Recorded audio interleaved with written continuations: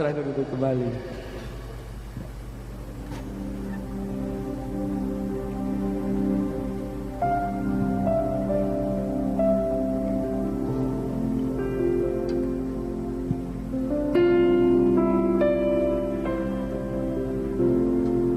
Bagai tanah liat dalam tanganmu, kau jadikan bejana yang indah.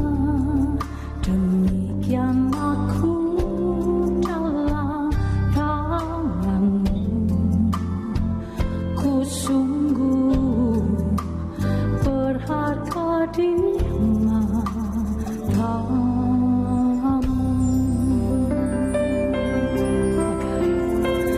Bagai tanah liat dalam tanganmu, kau jadikan bejana yang indah. Demikian aku dalam tanganmu, ku sungguh berharga di matamu.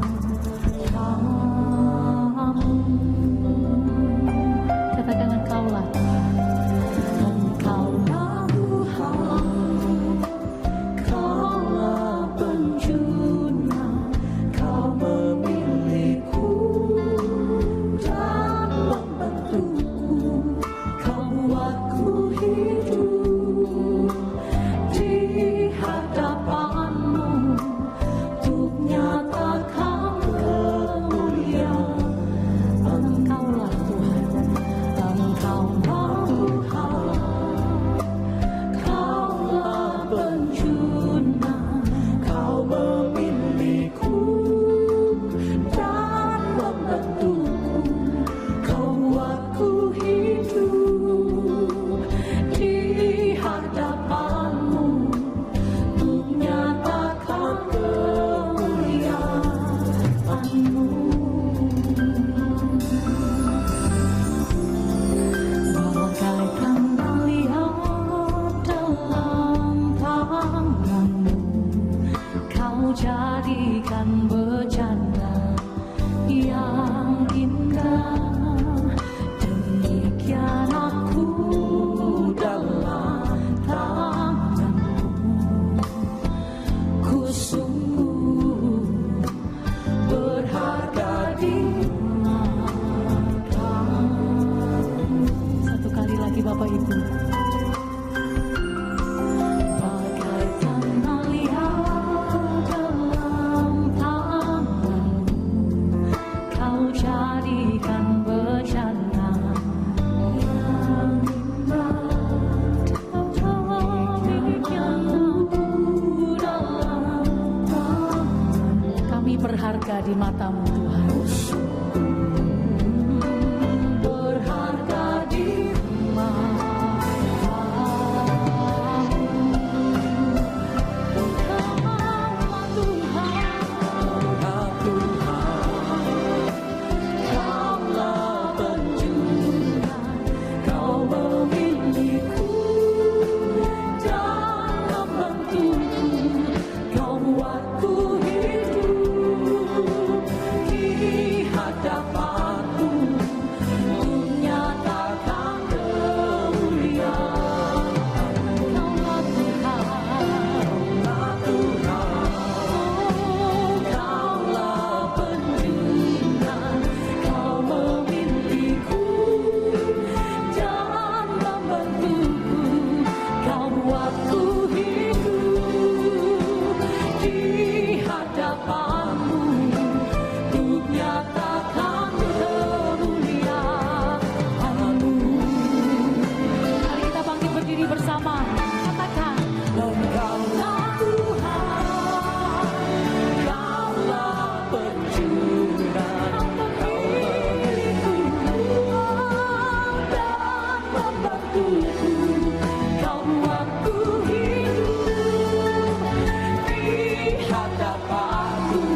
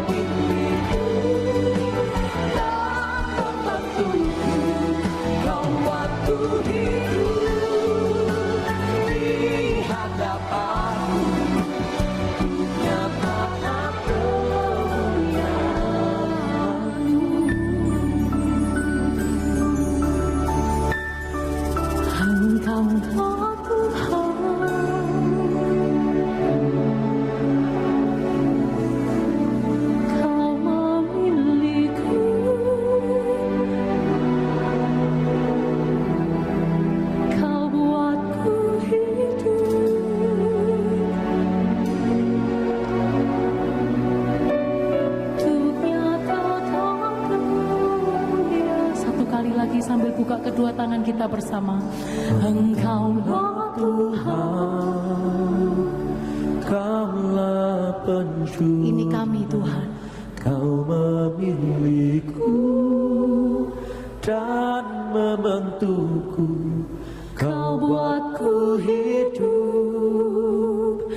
di hadapanmu untuk nyatakan kemuliaanmu,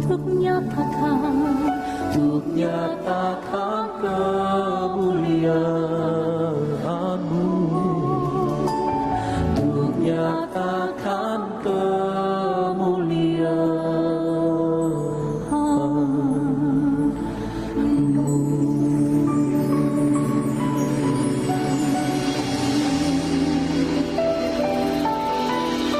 Berapa banyak kau percaya engkau dikasih, dicintai oleh Tuhan. Dan kita berharga, dan kita dipilih, dan kita dibentuk. Kita angkat kedua tangan kita tinggi-tinggi pagi hari ini, saudara-saudaraku. Sebelum kita dengar firman, mari angkat suara kita sembah Tuhan. Kami membuka hati kami untuk firman dan perkataan-Mu. Kami percaya ada kehendak Tuhan yang akan disampaikan bagi kami. Syakana bakaralaba syakaralabara. Firman-Mu membantu hidupku Tuhan. Firman-Mu luruskan jalanku. Firman-Mu bangkitkan semangatku.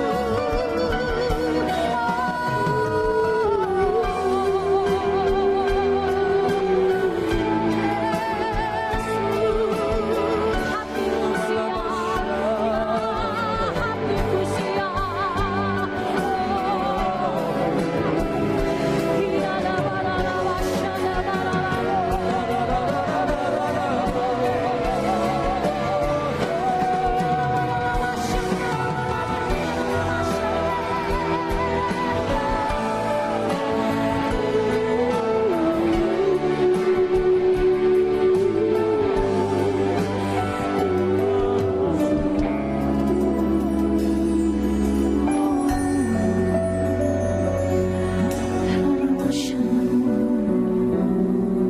Besem Haab We Haben We Ruah HaKodes Elohe Echad.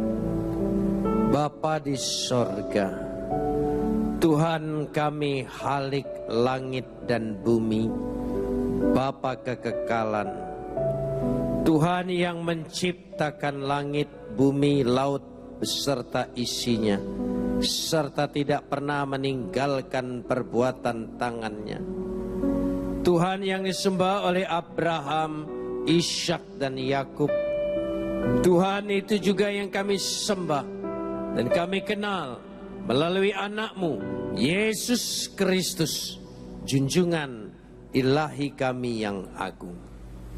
Kami memuji dan mengucap syukur kepadamu atas segala kasih, karunia, anugerah, limpah rahmat dan berkat-Mu, atas segala perkenanan Tuhan, pilihan Tuhan, perlindungan-Mu dan kekuatan-Mu yang Kau limpahkan di dalam kehidupan kami.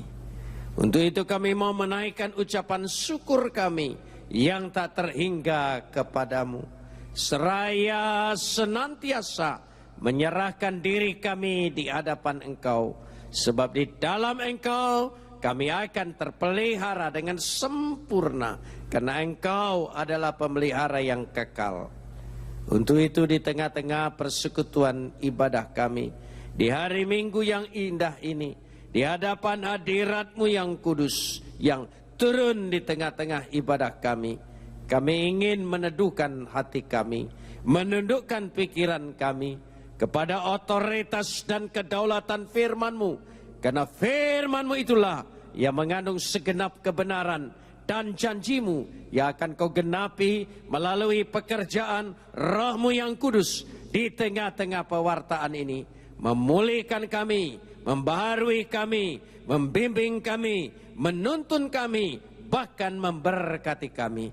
Kami serahkan semua dalam tangan-Mu, dalam nama Yesus kami berdoa. Amin. Silakan duduk.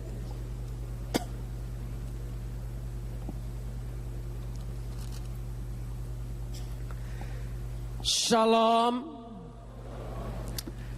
Pagi ini kita akan bersama-sama membaca firman Tuhan yang terambil dari surat Ibrani pasal yang ke-8 ayat 8 sampai ayat 13. Ibrani pasal 8 ayat 8 sampai ayat 13. Kita akan membacanya saling sahut bersahutan. Saya akan awali ayat yang ke-8, jemaat menjawab ayat 9, dan seterusnya saling ganti bergantian sampai tiba pada ayat yang ke-13. Ibrani pasal 8, ayat 8 sampai ayat 13. Sebab ia menegur mereka ketika ia berkata, sesungguhnya akan datang waktunya, demikianlah firman Tuhan, aku akan mengadakan perjanjian baru dengan kaum Israel dan dengan kaum Yehuda. Ayat 9. Bukan seperti perjanjian yang telah kuadakan dengan nenek moyang mereka pada waktu aku memegang tangan mereka untuk membawa mereka keluar dari tanah Mesir, sebab mereka tidak setia kepada perjanjianku dan aku menolak mereka. Demikian firman Tuhan. Maka inilah perjanjian yang kuadakan dengan kaum Israel sesudah waktu itu. Demikianlah firman Tuhan. Aku akan menaruh hukumku dalam akal budi mereka dan menuliskannya dalam hati mereka. Maka aku akan menjadi Tuhan mereka dan mereka akan menjadi umatku. Dan mereka tidak akan mengajar lagi sesama warganya atau sesama saudaranya dengan mengatakan, kenallah Tuhan, sebab mereka semua besar kecil akan mengenal aku. Sebab aku akan menaruh belas kasihanku terhadap kesalahan mereka dan tidak lagi mengingat dosa-dosa mereka. Oleh karena ia berkata-kata tentang perjanjian yang baru, ia menyatakan yang pertama sebagai perjanjian yang telah menjadi tua, dan apa yang telah menjadi tua dan usang telah dekat kepada kemusnahannya. Kapot leha Adonai Elohenu kapot leha. Segala kemuliaan ya Adonai Tuhanku, kemuliaan bagimu.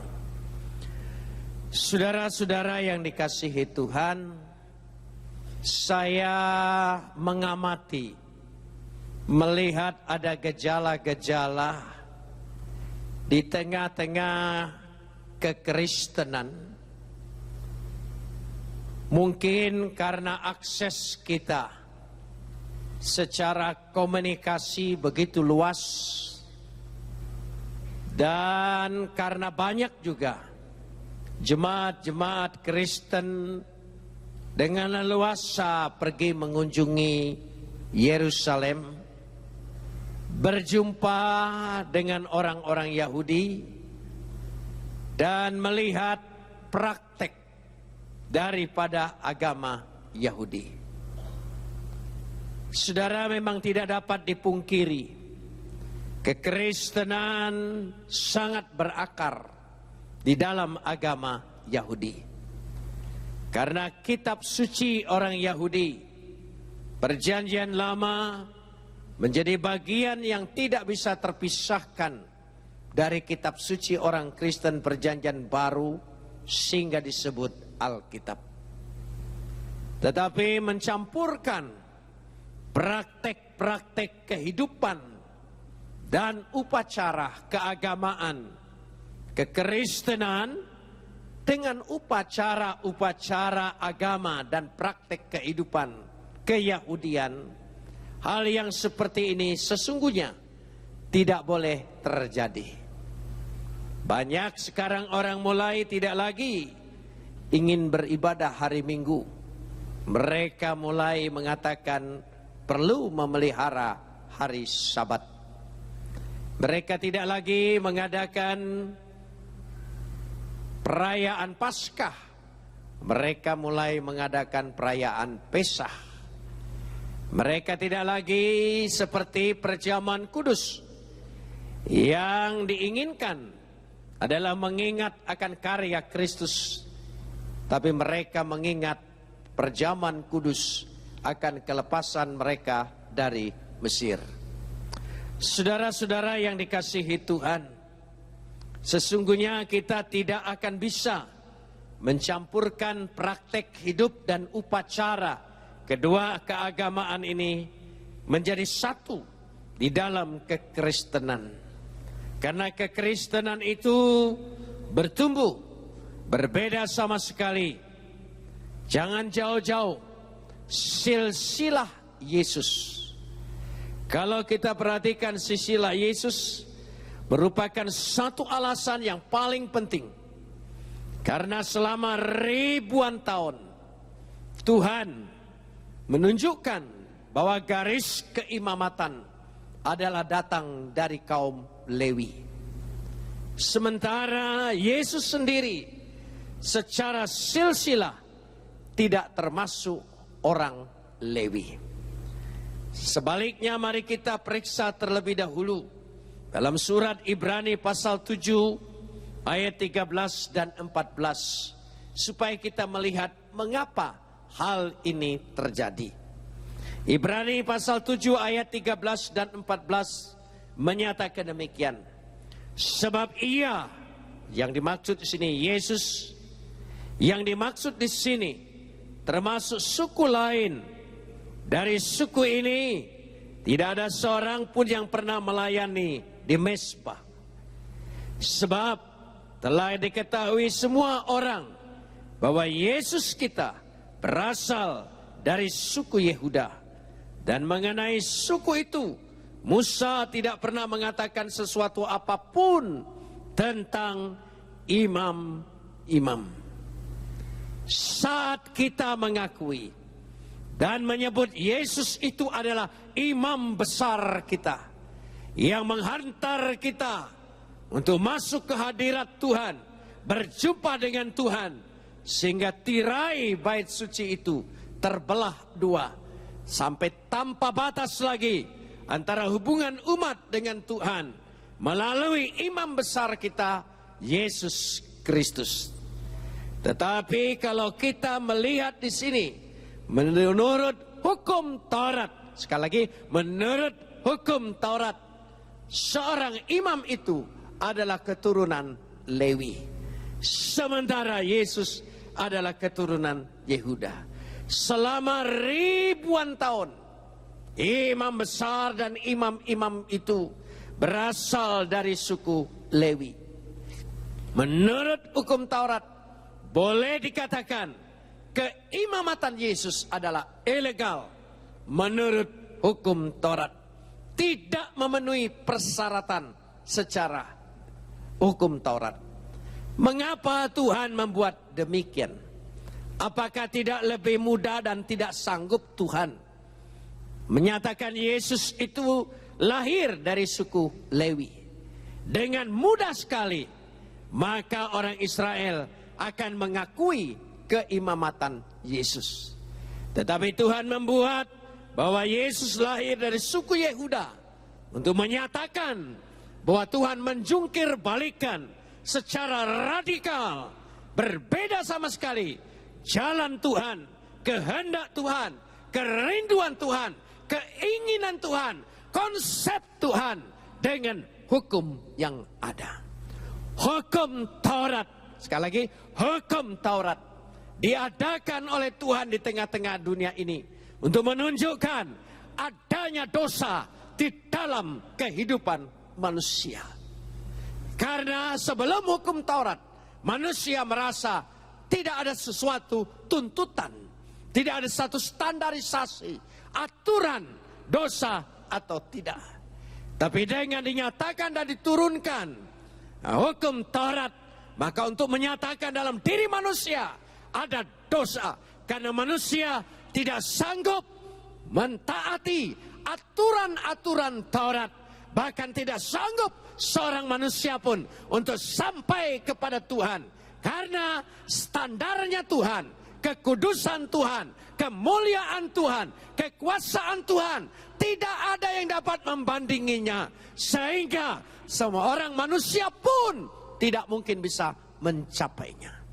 Karena itu Tuhan membuat hukum yang lain, hukum kehendak, rencana, keinginan, kerinduan, kasihnya. Karenanya hubungan kita dengan Tuhan dalam keberagamaan Kristen bukan hubungan hukum, tapi hubungan hati, hubungan rencana, kehendak, keinginan Tuhan di dalam kehidupan kita. Dan itulah kasih yang begitu besar menjamah kehidupan umat manusia. Beri kemuliaan bagi Dia.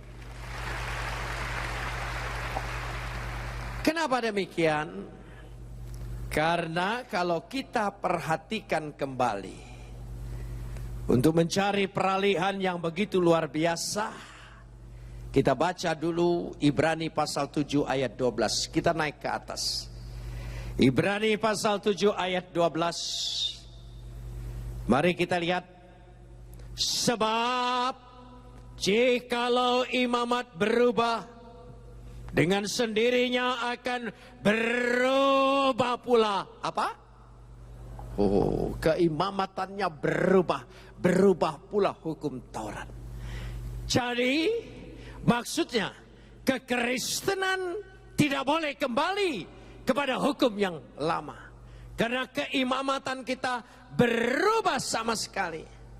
Dikatakan di sini, kalau metatitemenes, keimamatan itu berubah, maka kai nomo itu hukum, metatesis genetai,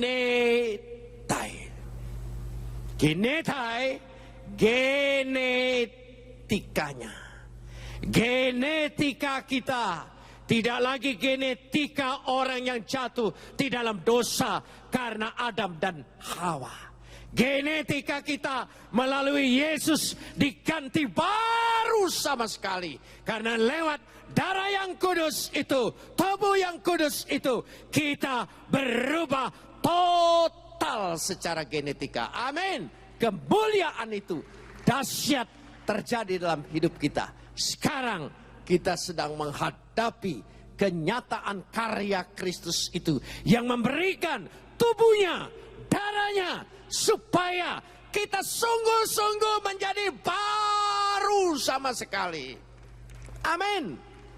Tidak separuh, tidak seperempat, tidak kadang-kadang, tidak campuran. Total baru. Lalu apa dikatakan di sini? Setelah ribuan tahun, imam-imam itu berasal dari suku Lewi menurut hukum Taurat. Saya ingin katakan, 400 tahun sebelum hukum Taurat diturunkan, yang menyatakan keimamatan itu dari kaum Lewi, sudah ada rencana Tuhan terlebih dahulu. Tuhan yang ingin menjadi imam kita. Tuhanlah imam besar kita. Tuhan sudah punya maksud. Tuhan sudah punya kehendak. Karena itu kehidupan orang beriman adalah mengikuti kehendak Tuhan, bukan mengikuti hukum Tuhan. Hubungan itu lebih dahsyat, lebih mendalam, dan lebih punya nilai, lebih dari segala-galanya. Kalau ketaatan karena aturan, itu mudah dimanipulasi. Tapi kalau ketaatan karena hubungan hati, kerelaan, keikhlasan, dahsyat nilainya. Kenapa? 400 tahun sebelum hukum Taurat diadakan, Tuhan sudah punya rencana. Mari kita lihat Ibrani pasal 5 ayat yang ke-10. Kita lihat dulu. Ibrani pasal 5 ayat yang ke-10. Kita baca semua. Mari kita baca. 1, 2, 3. Dan ia, maksudnya Yesus, dipanggil menjadi imam besar oleh Tuhan menurut apa? Menurut apa? Melkisedek. Jadi bukan menurut hukum Taurat keturunan Lewi. Yesus dipanggil sebagai imam besar menurut peraturan Melkisedek. 400 tahun sebelum hukum Taurat diturunkan. Inilah kehendak Tuhan, inilah rencana Tuhan, inilah keinginan Tuhan dan kerinduan Tuhan. Dia sendiri yang akan menjadi imam atas umat-umat yang percaya. Kenapa demikian? Mari kita periksa Kejadian pasal 14. Kita lihat Kejadian pasal 14. Kejadian pasal yang ke-14 ayat 18. Mari kita lihat Kejadian 14 ayat 18. Melkisedek Raja Salom membawa apa? Roti dan anggur. Ia seorang imam Tuhan. Tolong sambung. Oh, Melkisedek. Malki raja, sedek kebenaran dan keadilan. Jadi raja yang adil, raja yang benar. Dan dia disebut Raja Salem. Bukan karena datang dari Yerusalem, tapi Salem di sini adalah Salom, raja damai. Dan dia adalah yang membawa roti dan anggur. Ia seorang imam Tuhan, Kohen,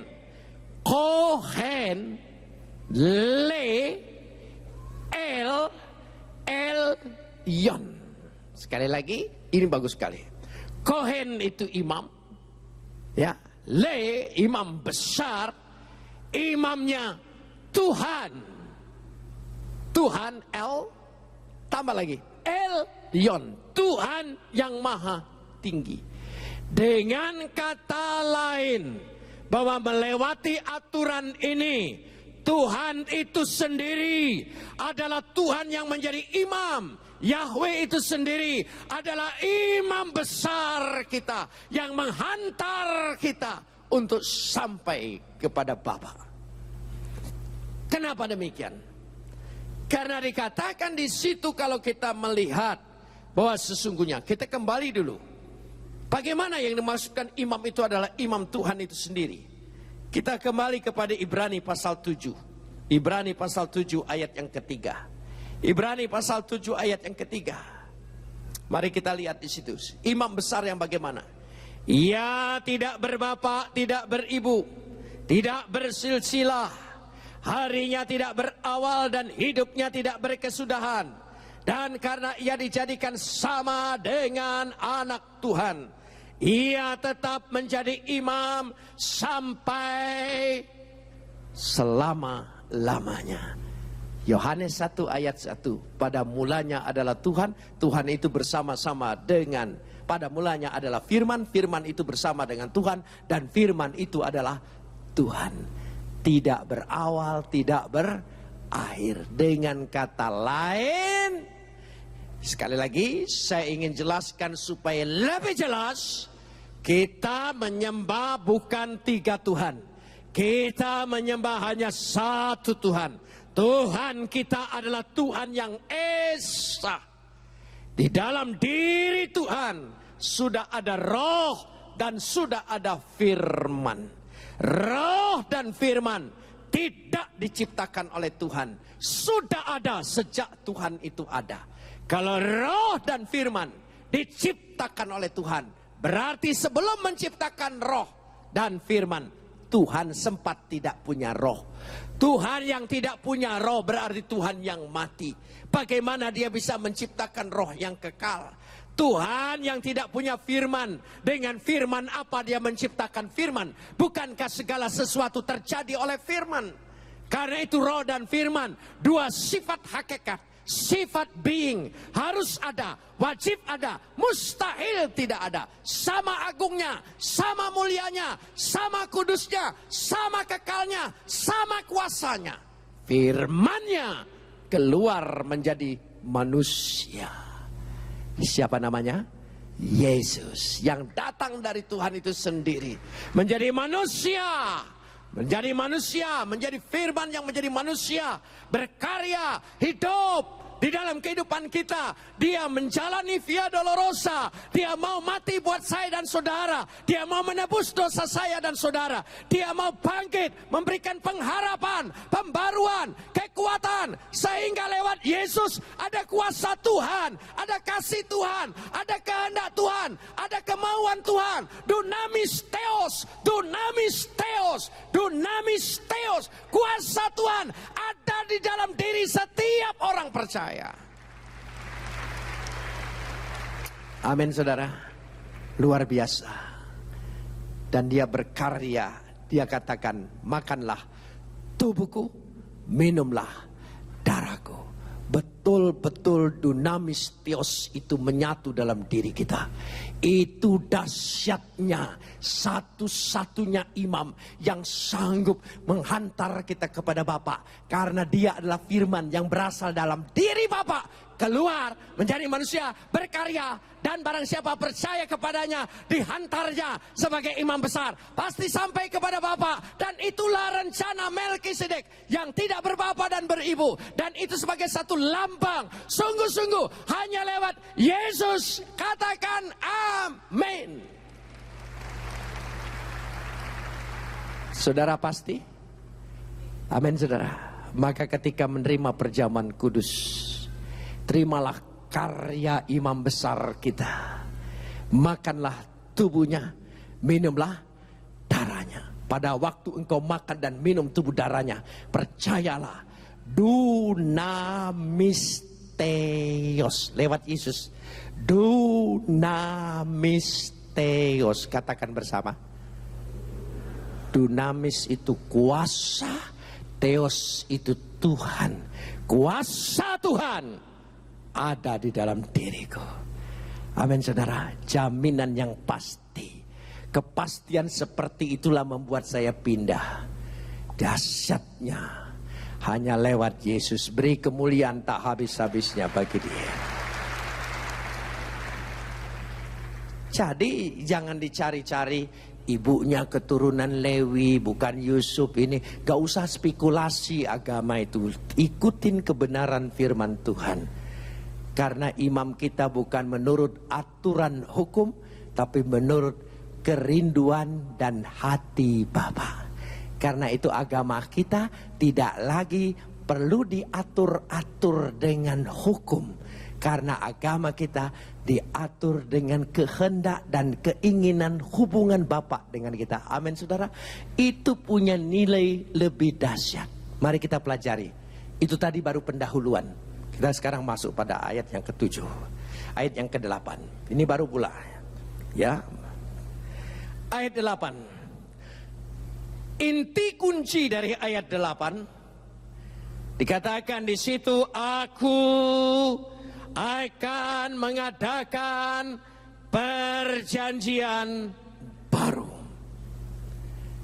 Ayat 8 ini berhubungan sekali dengan Yeremia pasal 31 ayat 31. Sama kembarnya. Karena ini adalah nubuat dan ini digenapi.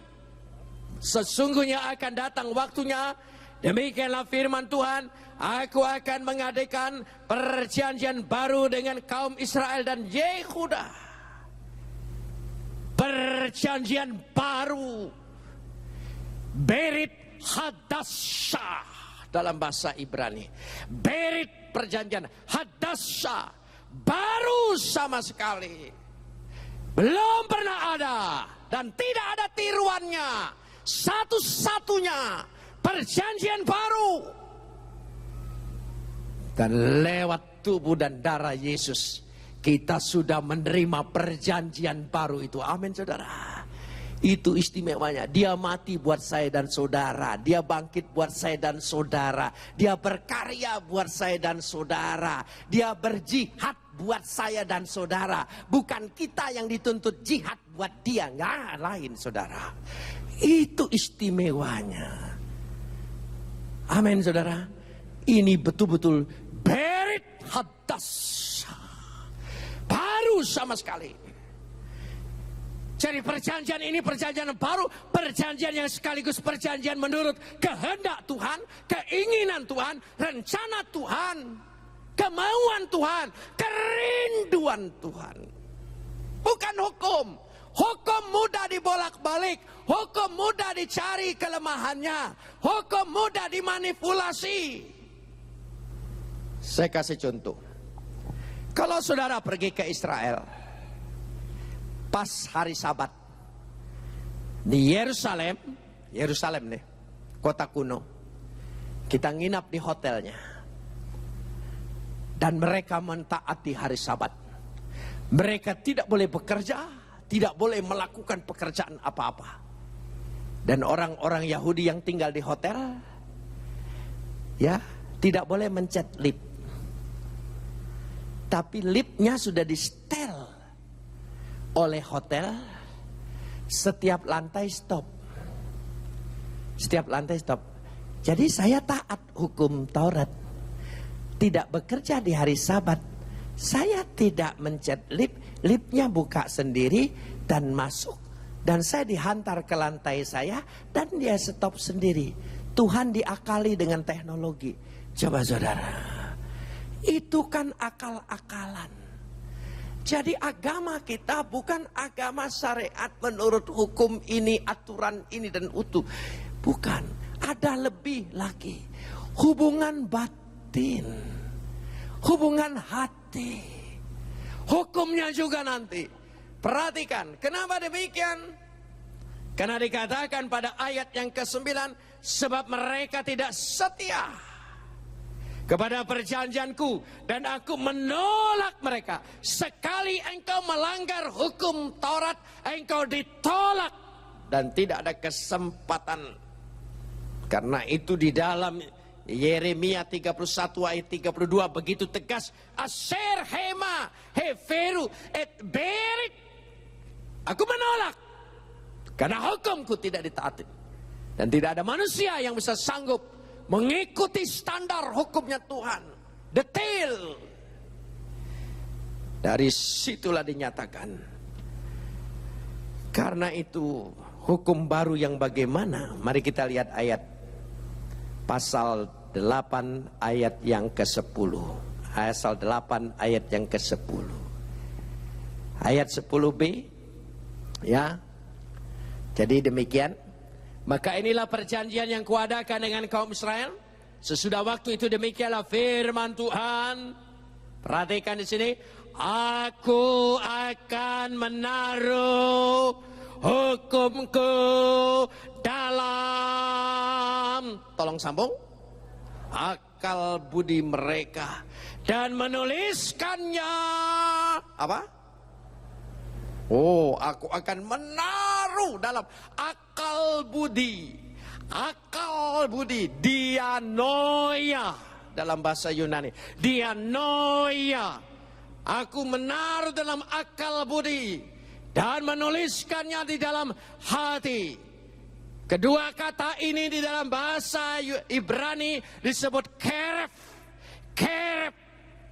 Kerep akal budi yang berkarya, nalar, bekerja, memilih, memilah, memutuskan. Dan hati memberikan ketenangan, damai, sejahtera yang disebut batin dalam terjemahan Lembaga Alkitab. Kerep. Kita tidak lagi terpaku dengan hukum huruf mati. Kita terpaku, terlukiskan di dalam akal budi kita. Tuhan sudah taruh melalui rohnya, melalui hati kita, memberikan pertimbangan antara hati dan pikiran. Begitu kuat. Kalau orang percaya Yesus, saya percaya dia sudah taruh dalam akal budi dan hati. Supaya tidak sulit menerjemahkan, saya ingin bicara sedikit tentang pribadi saya. Tahunnya lupa, tapi umur saya masih ingat. Umur 42 tahun. Sekarang sudah mau 69. Umur 42 tahun, saya pernah jatuh dalam dosa, tertarik dengan seorang perempuan. Saya punya alasan. Saya menikah dengan istri saya itu bukan pilihan saya. Karena pilihan keluarga, karena orang-orang ningrat tidak boleh pilih sendiri, takut sembarangan keturunannya. Jadi dipilihkanlah oleh orang tua. Menikahlah saya. Dan menikah belum Kristen. Dan tidak pernah diberkati dalam gereja. Sampai punya 3 anak. Umur 42, saya terpikat dengan seorang perempuan. Betul-betul jatuh cinta. Waduh, hatiku betul-betul bergetar. Hidupku tak menentu. Menggelepar-gelepar rasanya. Bayangannya tak pernah hilang. Gitu. Dan rasanya tidak bisa dipisahkan. Seperti lagunya Wali. Egokah aku? Kalau bisa cabut nyawanya Tuhan supaya tidak dimiliki orang lain. Kira-kira begitu saudara. Itu orang jatuh cinta. Lalu mulai bingung. Artinya harus cerai dengan istri, kawinlah lagi. Menurut hukum tertulis, saya bukan pilihan saya. Enak. 2, tidak kawin gereja. Berarti belum dipersatukan Tuhan, dan apa yang tidak dipersatukan Tuhan ya bisa diceraikan manusia, dan apa yang dipersatukan tidak boleh diceraikan manusia. Waduh. Belum lagi teman-teman yang kumpul biasanya teman-teman yang cerai. Jadi kasih semangat. Orang berdosa itu lebih suka kumpul dengan orang yang berdosa. Saudara, kalau kumpul dengan orang yang tidak berdosa, dia nasihatnya menentang kita, saudara. Waduh, mantap saya. Waduh, ya, kalau begitu cerai sudah. Karena ini cinta yang betul-betul the first love and the true love. Waduh, betul-betul. Loh saudara, itu yang saya rasa. Saya tidak ngomongin orang saya ini saudara. Ini. Karena umur 42 itu tikungan pertama itu saudara. Hati-hati saudara. Kalau sudah 60 ke atas itu jurang, bukan tikungan lagi saudara. Itu sudah jurang saudara. Makanya seumur saya waktu 42, 45, hati-hati ya. Itu tikungan-tikungan maut sedang engkau lewati saudara ya. Banyak berdoa. Istri-istri banyak berdoa buat suami seumur-umur begitu. Setiap dia tidur doakan, Tuhan aku tidak percaya dia, aku percaya Tuhan dan Tuhan akan jaga dia. Gitu. Kalau aku percaya dia, hati-hati percaya manusia, susah saudara. Lalu saya bingung antara pilih cerai tidak, cerai tidak, cerai tidak, cerai. Ya namanya orang beriman berdoa, Tuhan beri saya petunjuk. Lalu datanglah suara Tuhan dalam pikiran saya, dalam hati saya. Tidak suara langsung, hei Yusuf Roni, enggak. Saya punya karunia sebagai hamba Tuhan sebelum sehebat mereka-mereka. Saya kecil sekali. Sebab kalau saya dengar suara-suara di telinga saya pasti segera konsultasi dengan psikolog. Itu stadium pertama sakit jiwa. Saya takut sekali saudara. Jadi saya hanya tiba-tiba ada suara Tuhan dalam pikiran saya, dalam hati saya. Dan dia berkata begini, pilih dia atau pilih aku. Tuhan bicara, pilih perempuan itu atau pilih aku. Jika engkau ingin melayani aku, engkau tinggalkan dia. Jika engkau pilih dia, jangan melayani aku. Wah, pilihan Tuhan berat. Kalau Tuhan suruh pilih istrimu yang pertama atau perempuan yang baru. Pasti saya pilih yang baru karena dia lebih muda, lebih seger. Yang itu sudah STW. Ya, gitu. Saya enak ngomong begini karena kebetulan Ibu Yusuf nggak ikut gitu. Jadi enak saudara. Gitu. Jadi enak. Kalau dia ikut agak hati-hati sedikit saudara ya. Nggak berani bilang STW. Nah saudara, Tuhan bicara. Akal budi bekerja. 6 tahun kau di penjara karena ingin ikut Yesus. Masa sia-sia hanya karena satu perempuan ini? Kau tidak ingat bagaimana jasa istrimu? Perempuan ini melihat engkau umur 42 tahun, sudah jadi orang, sudah punya apa-apanya. Tapi istrimu dari nol yang tidak punya apa-apa. Masih umur 22 tahun waktu itu saya. Masih culun-culunnya. Jadi ada nilai yang tinggi, dipertimbangkan dalam akal budi, dimantapkan dalam hati. Oh kalau begitu, aku tidak boleh bisa, aku bertobat, aku lepaskan perempuan ini. Amin saudara. Lo iya. Kenapa? Memang berat. Tapi daripada kehilangan kehormat, daripada kehilangan kemuliaan Tuhan, lebih baik kehilangan kehormatan manusia. Belum tahu siapa-siapa, belum bocor siapa-siapa. Kumpulkan anak, istri. Saya ngaku di hadapan mereka. Aku sudah jatuh. Waduh, Ibu Yusuf ngamuk. Selama ini tidak sangka ternyata kau buaya. Pendeta model apa kamu ini? Ya betul memang model apa? Nggak ada modelnya. Ini betul-betul nggak ada modelnya. Tidak boleh ditiru. Ma jangan marah dulu. Saya ngaku ini mau bertobat. Kalau orang bertobat itu harus ngaku. Kalau nggak ngaku diam-diam itu mau nyambung lagi, saudara ya. Iya, bertobat. Jadi mengaku. Sudah, Tuhan buka jalan. Itu saya kasih contoh. Nilai hukum yang Tuhan taruh bukan huruf mati, tapi akal budi, hati, sehingga kita bisa memilih mana yang bernilai, mana yang tidak. Kalau betul-betul Anda percaya Yesus, dan Yesus betul-betul sudah menorehkan di dalam akal budi kita, di dalam hati kita, hukum Tuhan akan berbicara, membuat kita tidak sejahtera dan tidak ada damai sampai kita mengikuti kemauan Tuhan, keinginan Tuhan, kehendak Tuhan. Nilai etika moralnya jauh lebih tinggi daripada hukum tertulis. Saya kasih contoh lagi yang kedua. Saudara lihat sekarang jalur Gaza dihantam terus oleh Israel. Karena pertamanya jarang diceritakan di TV. 3 remaja Israel yang sedang main dekat perbatasan ditembak oleh Hamas dari Gaza. 3 ini mati. Orang Israel membuka hukum Taurat, mata ganti mata, gigi ganti gigi. Satu orang Israel nilainya 1000 musuhnya yang harus dimusnahkan. 1 sampai 1000. Sekarang baru 1800, belum sampai 3000. Dia tidak akan berhenti, saudara.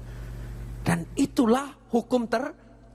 Tapi kalau hukum tertulis itu ditaruh dalam akal budi, dalam hati, dia punya nilai moral lebih tinggi. Ada empati, ada kemanusiaan, ada rasa belas kasihan. Harus bisa memilih mana anak kecil, mana perempuan, mana rumah sakit. Tetapi karena dia terpaku pada hukum tertulis, dia tidak peduli. Dibom semua, habis pokoknya sampai 3000. Begitu. Itu nilai keagamaan yang berbeda.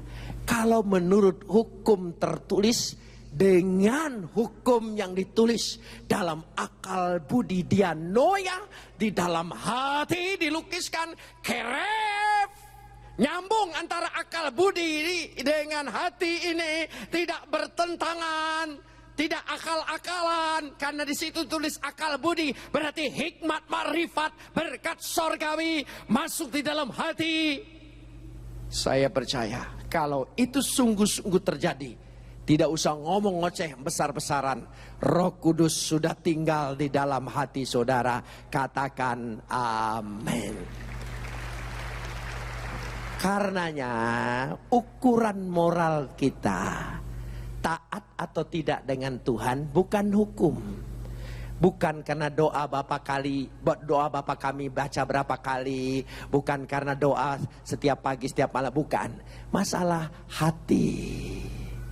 Dari situ, kalau hatimu betul-betul sungguh-sungguh bersyukur, doa makan, terima kasih Tuhan untuk makanan ini. Amin. Kalau berasal dari hati, itu luar biasa diterima Tuhan. Tapi daripada tidak hati, hanya panjang-panjang doanya sana sini, sementara doa makan bercerita tentang Afrika, kelaparan di sana sini. Sayang, makanannya jadi dingin, saudara. Gitu. Tapi orang pikir orang itu beriman banget, mau makan aja doanya panjang sekali, lalu diakhirin Bapa kami di sorga dikuduskan nama. Oh, mantap sekali, saudara. Belum, bukan itu ukurannya. Ukurannya adalah akal, budi, dan hati. Jadi kita ini biarkan Tuhan yang menilai taat atau tidak, segala atau tidak, bergantung dengan akal, budi, dan hati. Jangan seperti mitos Yunani yang bernama Atlas memanggul dunia. Jadi jangan kita yang memanggul dunia. Dia panggul dunia, ingat iklannya, hai Atlas capek juga ya. Jadi dikasih koyo gitu, saudara ya, supaya dia tidak capek seperti itu. Bukan itu. Jangan sampai saudara itu juga memikul dunia. Aduh, bagaimana ya ukuran taat dengan Tuhan? Bagaimana ya hukumnya? Berapa kali? Apa harus doa puasa? Apa harus doa semalam suntuk? Harus apa? Harus apa? Bukan itu ukurannya. Kalau itu ukurannya, saudara rasa beban sendiri. Berat, saudara. Ukurannya biarlah kasih Tuhan yang luar biasa. Amin. Dan dia kasihnya yang besar itu sekarang kita hadapi. Dia sudah berikan apa? Dirinya sendiri menjadi jaminan, kepastian dalam kehidupan kita. Bahwa hidup yang kekal jaminannya diberikan. Makanlah tubuhku, minumlah darahku. Pada waktu saudara mengambil perjamuan kudus, tolong dengan tindakan iman kita. Ambil roti, percaya ini tubuh Kristus. Lewat tubuh ini aku disatukan oleh semua karya penebusannya, pemulihannya, pembaruannya. Lewat anggur ini aku imani ini adalah darah Yesus yang mentahirkan aku, menyucikan aku, memulihkan aku, menyembuhkan aku. Saya percaya mukjizat perjamuan kudus terjadi dalam hidup kita saat ini juga. Mari kita berdoa.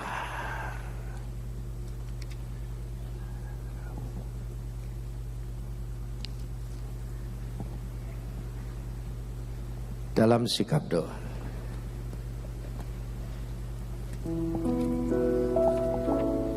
kita akan naikkan pujian untuk mengantar doa kita. Saat ku dalam kesesakan, yang ku harap hanya Kau Tuhan.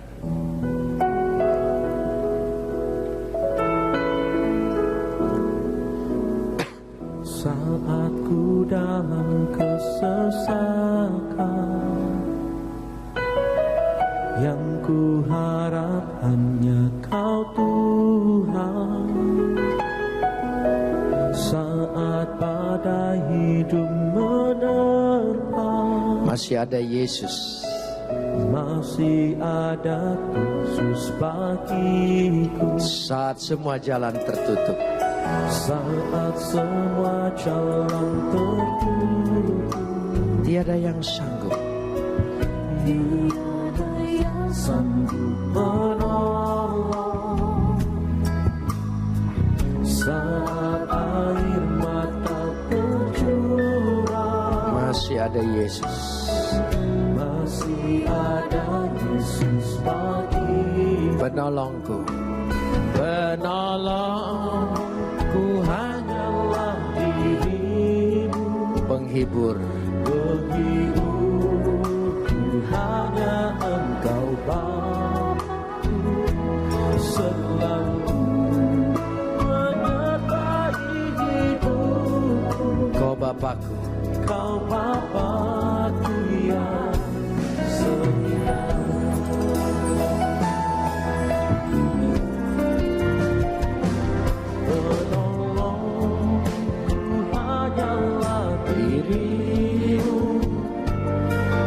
penghibur, Hanya Engkau Bapakku, selalu menyertai hidupku.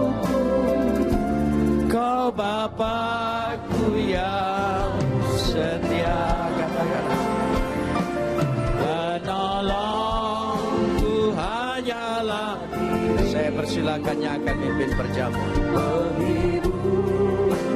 Hanya Engkau Bapa-Ku selalu.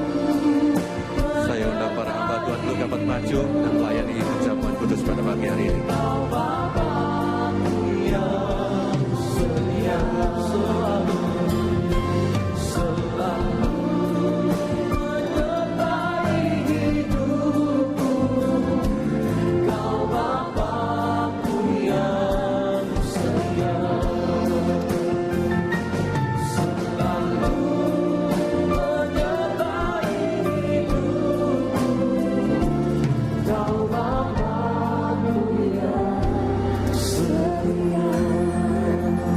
Terima kasih Tuhan buat berkat firman-Mu pada pagi hari ini.